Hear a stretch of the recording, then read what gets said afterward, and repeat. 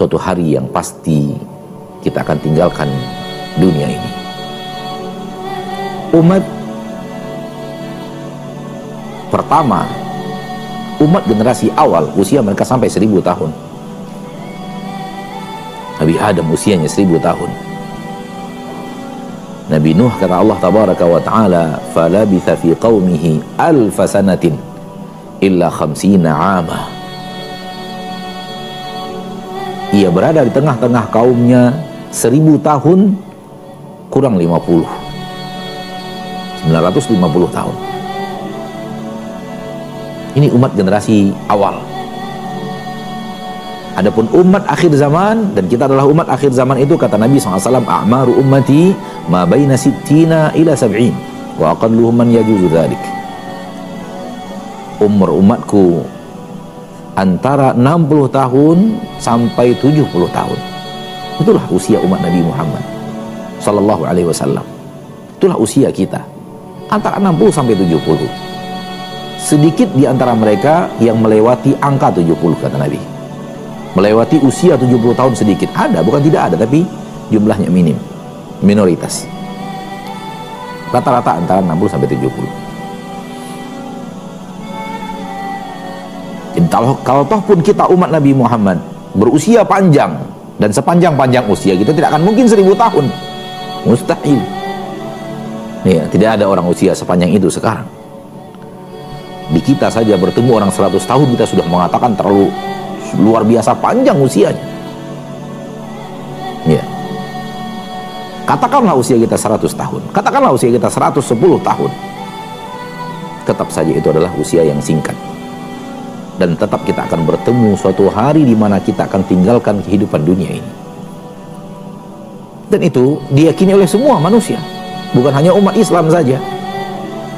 Semua orang yang hidup di permukaan bumi yakin, seyakin-yakinnya bahwa ia akan tinggalkan kehidupan dunia ini. Ia akan mati. Karena kematian itu di depan mata mereka terlihat nyata.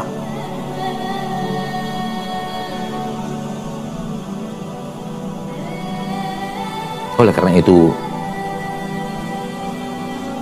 seperti yang tadi saya katakan, bahwa kita semua tahu, dan kita semua meyakini, dan kita semua berilmu bahwa suatu saat kita akan tinggalkan bumi ini. Apa yang membedakan antara kita dan orang-orang lain yang bukan kita, bukan muslim, bukan muslimah? Harus berbeda. Keyakinan bahwa kita akan meninggal, kita akan tinggalkan bumi ini, kita akan tinggalkan dunia ini, harus memberikan sebuah efek positif yang berbeda antara seorang mukmin dengan mereka yang bukan mukmin. Kalau hanya sekedar tahu bahwa kita akan meninggal, kalau hanya sekedar tahu bahwa kita akan meninggalkan bumi ini, meninggalkan dunia ini, apa beda kita dengan mereka? Tidak ada beda antara kita dengan mereka yang tidak beriman kepada Allah, tidak beriman kepada Rasulullah sallallahu alaihi wasallam. Maka ingatlah saudaraku bahwa ketika bicara kematian, ketika kita mengingat kematian, harus lahir sebuah efek positif. Dan itu akan pasti lahir kalau Anda beriman. Apa efek positif yang lahir dari mengingat kematian? Efek positifnya adalah bersiap.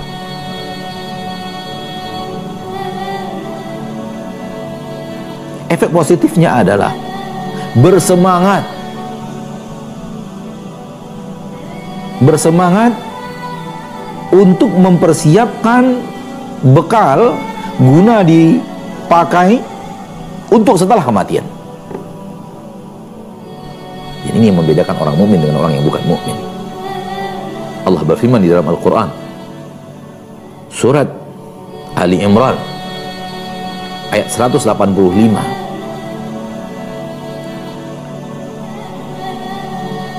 kullu nafsin dha'iqatul maut. Setiap yang bernyawa pasti akan merasakan kematian. Ini tadi yang kita katakan, kita pasti akan wafat, kita akan pasti meninggal dunia. Dan semua orang yakin itu, semua orang percaya itu, semua orang tahu itu. Sampai orang ateis pun yang tidak percaya kepada Allah pun tahu dia akan mati. Apa yang membedakan antara kita dengan mereka? Ayat setelahnya. Wa innama tuwaffawna ujurakum yaumal qiyamah. Sesungguhnya akan diberikan kepada kalian ganjaran amalan kalian di permukaan bumi. Ganjarannya akan diberikan kepada kalian kayak dalam kehidupan pasca kehidupan di permukaan bumi yang bernama hari kiamat, yang bernama hari akhir. Ini yang membedakan antara mukmin dengan yang bukan mukmin. Karena mereka yang bukan mukmin, mereka merasa kehidupan mereka hanya kehidupan dunia.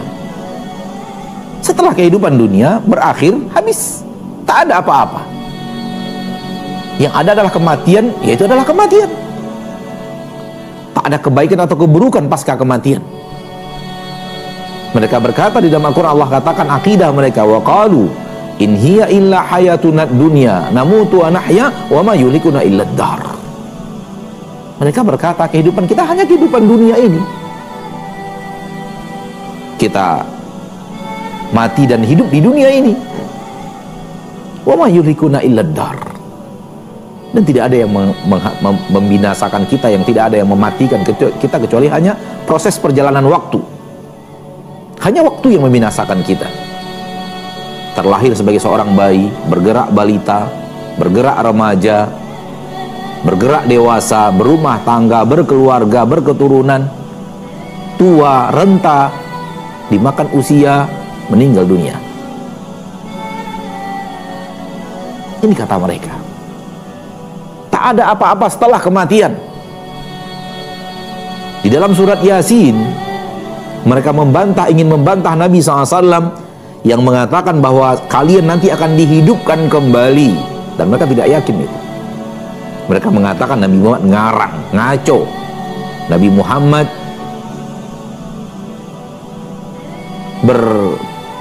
berhalusinasi. Nabi Muhammad itu terikut dongeng-dongeng masa lalu.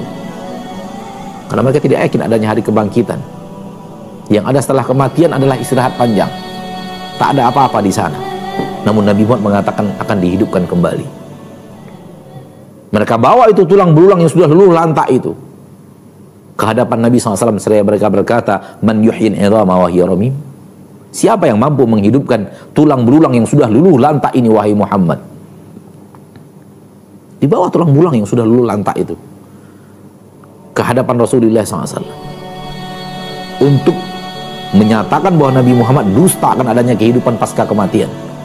Dan mereka bertanya, man yuhyil idham, siapa lagi yang sanggup untuk menghidupkan tulang belulang ini? Wahia ramim, dia sudah luluh lantak, dia sudah hancur. Kata Allah kepada nabinya tercinta, qul yuhyiha alladhi khalaqaha awwala marrah. Katakan kepada mereka, jawab mereka wahai Nabi, jawab mereka wahai Rasul, yang mampu menghidupkannya adalah yang telah mampu menciptakannya pertama kali. Bukankah pertama kali dia diciptakan? Sebelumnya dia tidak ada, dan dia ada setelah itu. Sebelumnya dia tidak ada, kemudian dia menjadi ada, diciptakan. Setelah kemudian dia wafat, menghidupkan dia kembali adalah yang menghidupkannya pertama kali. Allah telah membuktikan bahwa Allah bisa menghidupkannya pertama kali, padahal sebelumnya dia tidak ada. Apa halangan bagi Allah menghidupkannya untuk yang kedua kali setelah dia tiada? Sekali lagi, kembali kita kepada perbedaan antara mukmin dengan yang bukan mukmin adalah dari sisi persiapan menanti datangnya kematian itu. Persiapan bekal untuk hari-hari yang akan ada pasca kematian itu. Sering sekali umat Islam salah ucap, dan itu beredar di lisan mereka, beredar di tulisan mereka. Kata mereka ketika berbicara tentang orang yang sedang yang baru saja wafat, baik menghibur keluarganya atau menuliskan sesuatu tentangnya, mereka mengatakan, kami bersama-sama mengantarkannya ke tempat peristirahatannya yang terakhir.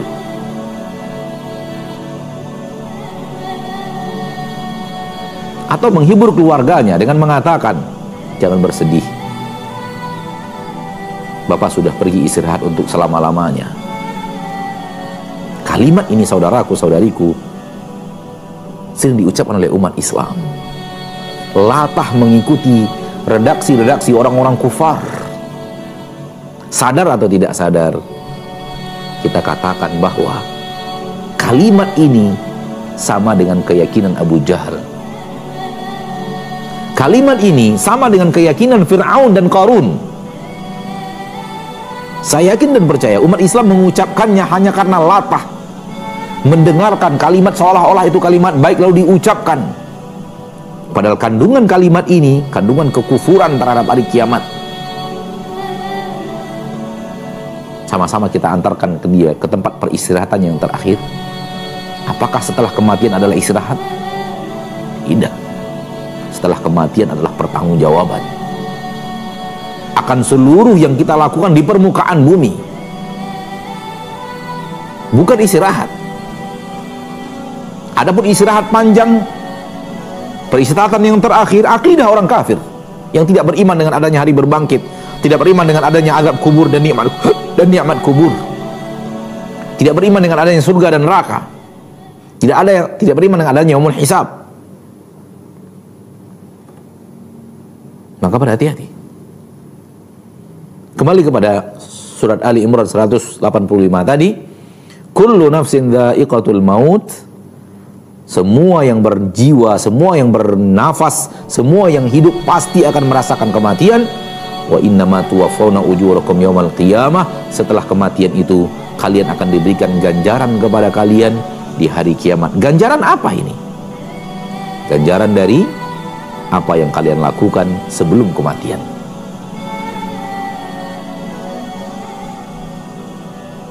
Oleh karena itu, orang yang beriman ketika bicara kematian bukan hanya sekedar berbicara bahwa kematian itu pasti akan datang, tak ada gunanya, karena semua kita yakin lagha minal qaul, tak ada arti daripada pembicaraan kita kalau itu yang kita bahas. Kematian itu pasti akan datang, semua kita percaya,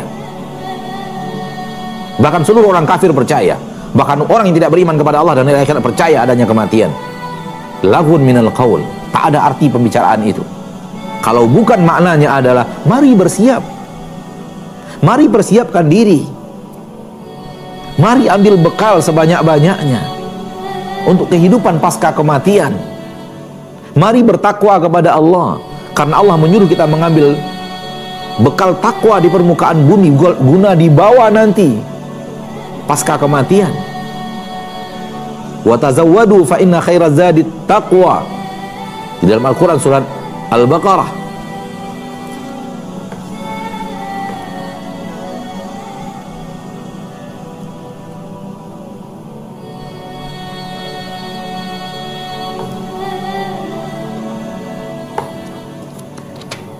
Allah katakan di dalam Al-Quran, wa tazawwadu fa inna khairaz zadi taqwa wattaquni ya ulil albab, surah Al-Baqarah 197.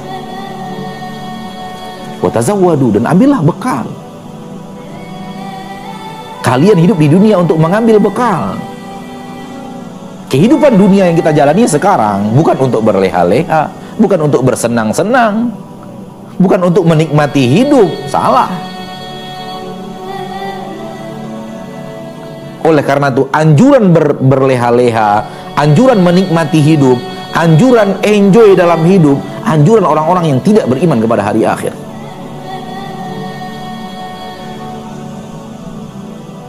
Lihat slogan mereka, enjoy aja. Hidup di dunia bukan untuk enjoy, saudaraku. Hidup di dunia untuk bertungkus lumus. Hidup di dunia bukan untuk enjoy, saudariku. Kalimat enjoy itu kalimat orang untuk mengajak manusia berbuat maksiat. Percayalah. Nikmati hidupmu. Santai saja. Nikmati masa mudamu. Yang penting happy.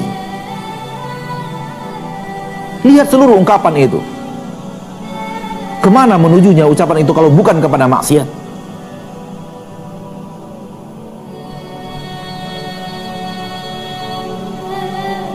Karena memang kehidupan orang-orang yang tidak beriman dengan hari akhir, yang tidak hidup untuk mengambil bekal sebanyak-banyak sebagaimana yang diperintahkan oleh Allah, hidup mereka adalah bersenang-senang. Di dalam Al-Quran surat Muhammad,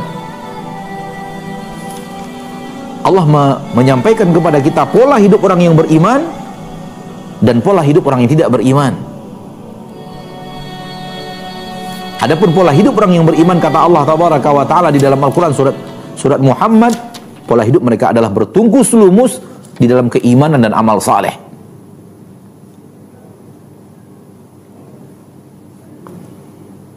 Di dalam surat Muhammad ayat yang ke-12,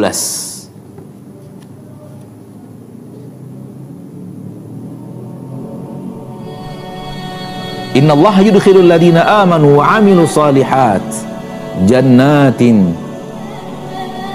tajri min tahtihal anhar. Sesungguhnya Allah akan memasukkan orang-orang yang beriman dan beramal saleh. Ini pola hidup orang yang beriman. Ini pola hidup orang mukmin. Dia hidup untuk poin-poin keimanan. Dia hidup untuk amal saleh. Dalam bahasa saya, redaksi saya, dia hidup untuk bertungkus lumus. Dia hidup untuk berjuang. Dia hidup untuk mengumpul bekal sebanyak-banyaknya.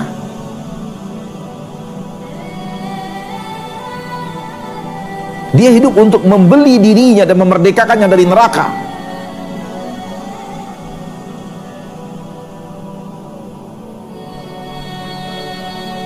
Innallaha yudkhilul ladina amanu wa amilu salihat jannat tajri min tahtihal anhar.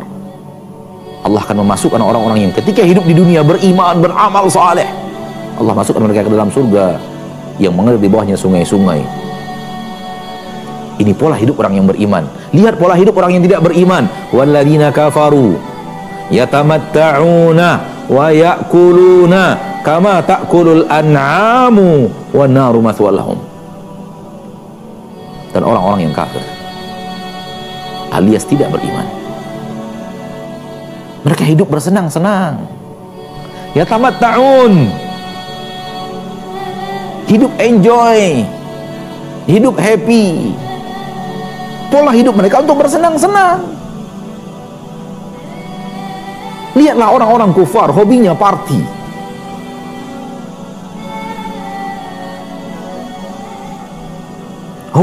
Hobinya tamasya, hobinya makan,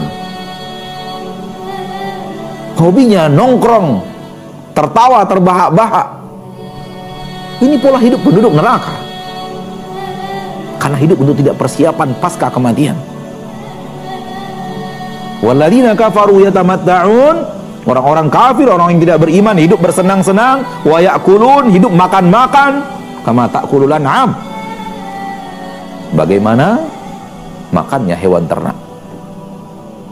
Wan naru mathwal lahum, neraka tempat kembali bagi mereka. Maka tentukan pola hidup Anda, saudaraku. Untuk apa Anda hidup? Di depan Anda ada dua pilihan. Hidup bertungkus lumus, Rasulullah suri tauladannya sallallahu alaihi wasallam. Nabi Muhammad suri tauladan kita, bagaimana kita menata hidup kita di permukaan bumi. Lihat kehidupan Rasul. Bersenang-senang atau bertungkus lumus? Penuh dengan happy atau penuh dengan perjuangan dan air mata? Penuh dengan pengorbanan, dan pemaksaan diri ke jalan yang diridhoi oleh Allah. Diri kalau tidak dipaksakan dia tidak akan nurut, karena dia akan mengikuti hawa nafsu, syahwat yang condong mengajak kepada maksiat daripada mengajak kepada ketaatan. Harus ada pemaksaan. Oleh karena itu Allah berfirman di dalam Al-Quran, surat An-Nazi'at. Silakan kembali kepada surat Nazi'at, tidak panjang surat Nazi'at. Wa amma man khafa maqama rabbih wa nahan nafsa 'anil hawa. Barang siapa yang takut berdiri di hadapan Rabbnya dan mencegah dirinya dari ajakan hawa nafsunya.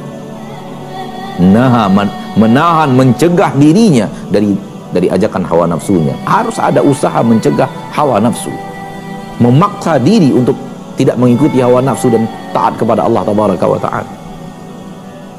Apakah hidup Anda untuk bersenang-senang, untuk happy, untuk makan-makan? Lihatlah di tempat hiburan-hiburan, Anda akan melihat yang datang mayoritas memiliki ciri-ciri penduduk neraka, karena bukan tempat orang yang beriman di sana. Jadi ini yang penting. Bicara kematian, kullu nafsin dha'iqatul maut, yang terpenting adalah bagaimana bersiap. Bagaimana sebelum kematian datang kita terus berusaha mengumpulkan bekal.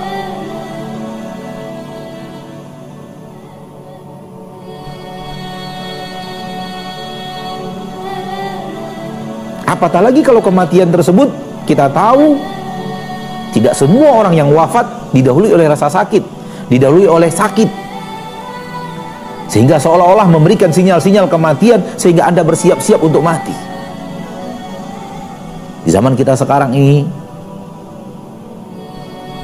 alangkah banyaknya orang yang tadi malam kita bicara dengannya dan dia terlihat sehat walafiat tanpa keluhan penyakit. Besok paginya kita sholatkan dia dan kita antar dia ke pemakaman. Hari Ahad kita bertemu dengannya, hari Ahad kita bersalaman dengannya, hari Ahad kita masih tertawa bersamanya, hari Senin kita antarkan dia ke pemakaman.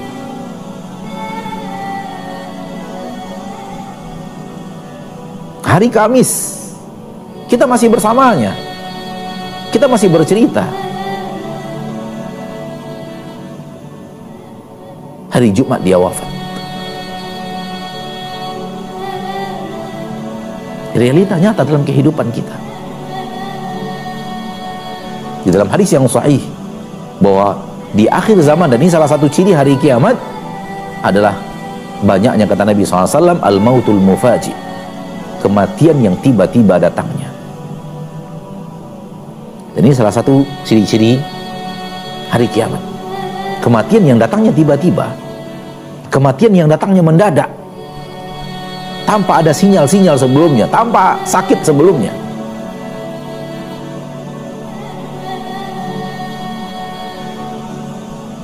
Dan tidak perlu kita ceritakan kepada antum, karena saya yakin dan percaya antum punya cerita, punya kisah, punya pengetahuan tentang hal itu, dan mungkin punya pengalaman bersama saudara, keluarga, rekan kerja, sahabat,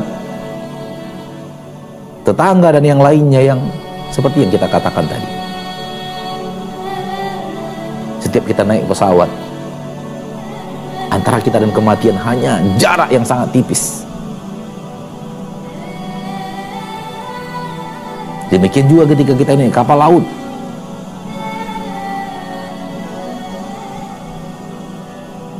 Ketika kita berada di atas kendaraan, melintas dengan kecepatan di atas 100 km per jam, antara kita dan kematian sangatlah tipis. Bahkan lihatlah orang-orang yang berada di pinggiran jalan, duduk di trotoar atau duduk di halte, mati mendadak dengan insiden yang Allah takdirkan. Intinya adalah di zaman kita sekarang tidak bisa kita katakan lagi bahwa pasti ada saat-saatnya saya sakit sebelum datangnya kematian. Maka yang terpenting dari semua itu adalah apakah kita sudah bersiap? Apakah kita benar-benar hidup bertungkus lumus, memperbanyak amal soleh, memperbanyak iman dan ketakwaan, memperbanyak amal soleh? Karena hidup kita untuk itu.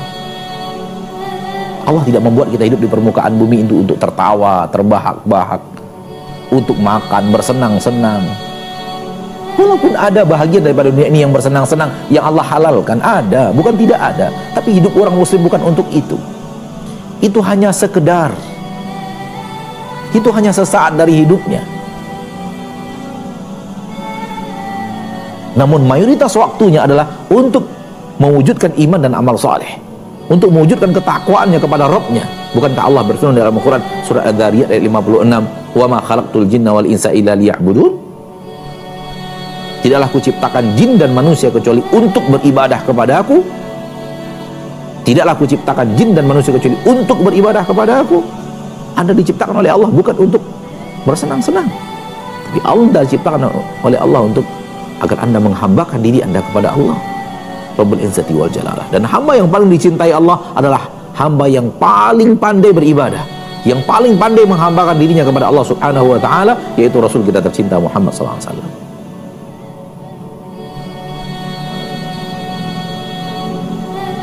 Suatu saat di pemakaman, ketika Nabi sallallahu alaihi wasallam berangkat ke pemakaman menguburkan salah seorang di antara sahabat Rasulullah SAW yang wafat,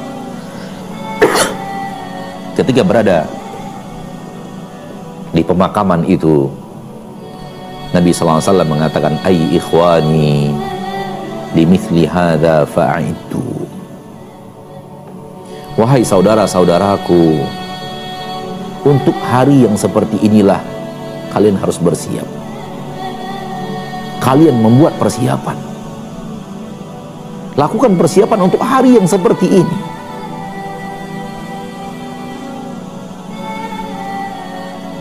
Di dalam hadis yang lain, Nabi SAW mengatakan, "Aktsiru min dzikri hadimil ladzat." Perbanyak oleh kalian mengingat penghancur kelezatan.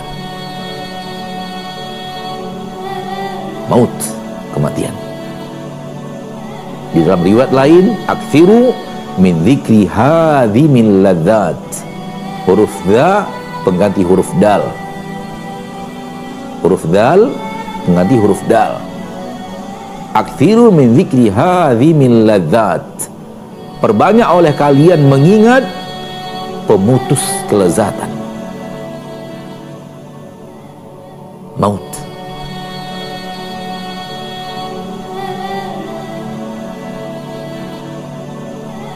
Nabi juga mengatakan, "Kafa bil mauti wa'idha." Cukuplah kematian sebagai pemberi nasihat dan pemberi pelajaran kepada kalian. Nabi juga mengatakan, "Ala inni nahaitukum an ziyaratil qubur fazuruha. Ala fazuruha fa innaha tudzakkirukumul akhirah." Aku dulu pernah melarang kalian untuk ziarah kubur. Sekarang ziarahilah kubur itu. Pergilah ke kubur itu, ziarahlah ke kubur itu. Karena ziarah kubur itu akan mengingatkan kalian kepada hari akhirat.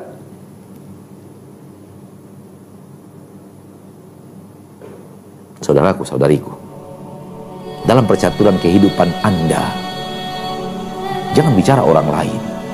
Introspeksi diri. Tanyakan kepada diri sendiri. Gunanya kita ikut pengajian itu untuk membenahi diri kita. Kalau tidak ada gunanya pengajian. Kalau hanya untuk menceritakan orang, kalau hanya untuk pengajian itu kita praktekkan kepada orang lain sementara kita tidak praktekkan untuk diri kita sendiri. Sudah sejauh mana saya benar-benar serius hidup di dunia ini untuk persiapan akhirat? Sudah sejauh mana saya memang menata hari-hari saya untuk hidup siap untuk datangnya kematian, kapanpun datang kematian itu?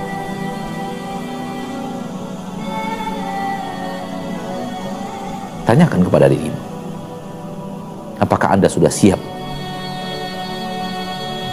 Anda menata diri Anda berada di atas ketakwaan, dan di atas ketakwaan, dan di atas ketakwaan, dan di atas ketakwaan, dan di atas ketakwaan. Anda menata diri Anda untuk hidup di atas kepatuhan kepada Allah, dan di atas kepatuhan, di atas kepatuhan, dan di atas kepatuhan. Dan ini cara menata diri untuk bersiap mati. Allah berfirman di dalam Al-Quran, ya ayyuhalladzina amanu taqullaha haqqa tuqatih wa la tamutunna illa wa antum muslimun, dalam surah Ali Imran.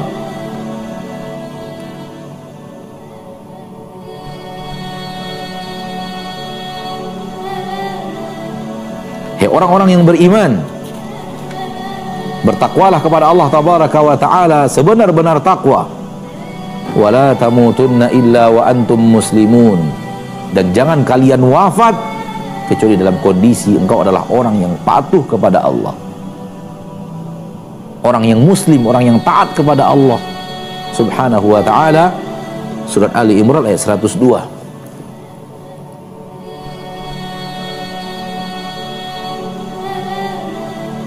Karena setiap orang yang meninggal satu di antara dua. Saya yakin dan percaya Anda mengerti itu, Anda paham itu. Karena tidak ada yang kedua, tidak ada yang ketiga. Imma dia meninggal sedang melakukan ketaatan kepada Allah, lalu kematian datang, atau dia meninggal dalam keadaan sedang berbuat maksiat, lalu kematian datang.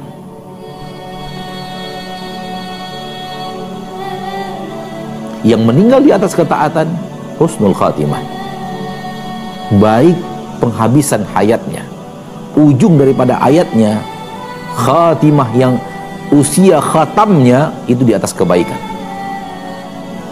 Sebaliknya, yang meninggal di atas maksiat, su'ul khatimah, penghujung akhir daripada hidupnya adalah keburukan, maksiat. Oleh karena itu yang namanya bersiap untuk mati adalah selalu berada di atas ketaatan, selalu melakukan kepatuhan, melakukan kepatuhan, melakukan kepatuhan, melakukan ketaatan. Kalau ataupun tergelincir, segera kembali kepada kebenaran, lakukan lagi ketaatan, ketaatan, ketaatan, kepatuhan, kepatuhan.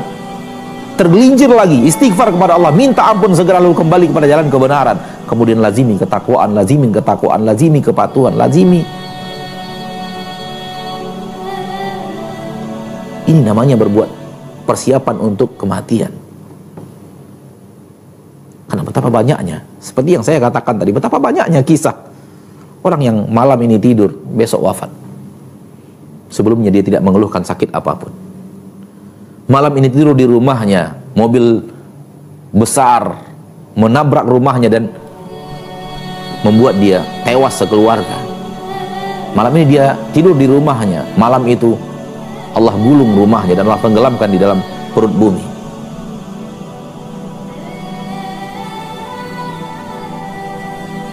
Bukankah ketika tsunami datang di Aceh, seketika mendadak ratusan ribu orang meninggal dunia?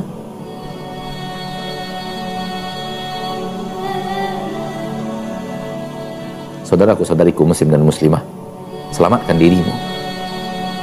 Kalau Anda sekarang ini masih merasa engkau hanyut dalam kehidupan dunia, fokusmu adalah untuk duniamu, fokusmu adalah untuk cita-cita duniamu, fokusmu adalah untuk mengejar bayang-bayang duniamu, hentikanlah. Hentikanlah. Fokuslah untuk akhirat. Karena apabila Anda fokus untuk dunia, pasti tenaga Anda, power Anda itu untuk dunia, dan merupakan sebuah kepandiran nyata. Manakala Anda bertungkus lumus, Anda bekerja keras, Anda habiskan waktu dan tenaga Anda untuk sesuatu yang Anda sendiri tahu pasti Anda tinggalkan, namun merupakan kecerdasan yang luar biasa. Manakala Anda bertungkus lumus, bekerja keras, tenaga Anda, waktu Anda habiskan untuk sesuatu yang akan Anda bawa sebagai bekal kehidupan akhirat. Yang mana satu dirimu?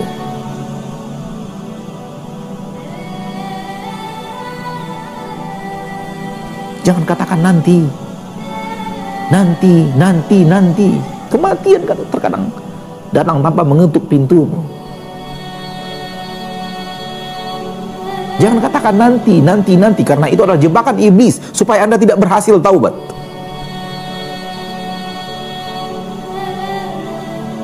Ada orang yang katanya, saya akan rajin ke masjid kalau saya sudah mempunyai kebun 5.000 hektar. Subhanallah. Ada orang yang mengatakan, saya akan rajin ke masjid kalau sudah pensiun. Siapa yang menjamin Anda akan berhasil mengumpulkan harta sebanyak 5.000 hektar tersebut? Siapa yang akan menjamin usiamu sampai kepada usia pensiun? Lalu bagaimana kalau sebelum itu kematian datang menjemput? Anda pergi berhati-hati menaiki kendaraan orang lain yang ugal-ugalan.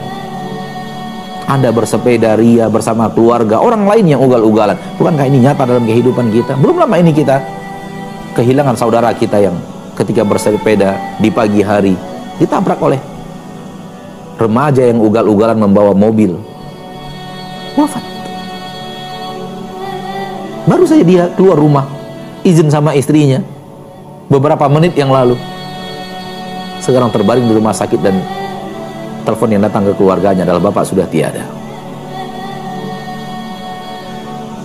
Saudara-saudariku rahimani wa rahimakumullah, maka mari kita introspeksi diri kita. Saya juga termasuk, karena agama itu semua orang. Mari kita berbenah, mari kita perbaiki diri. Tinggalkan dunia dan tipuan-tipuannya. Tinggalkan dunia dan janji-janji iblis di dalamnya. Iblis berjanji memberikan kepada Anda kenikmatan pasca ini, pasca itu. Tinggalkan janji-janji taswif iblis itu. Kejarlah janji-janji Allah dengan ketaatan kepadanya. Semoga bermanfaat materi yang bisa kita sampaikan pada kesempatan yang berbahagia ini.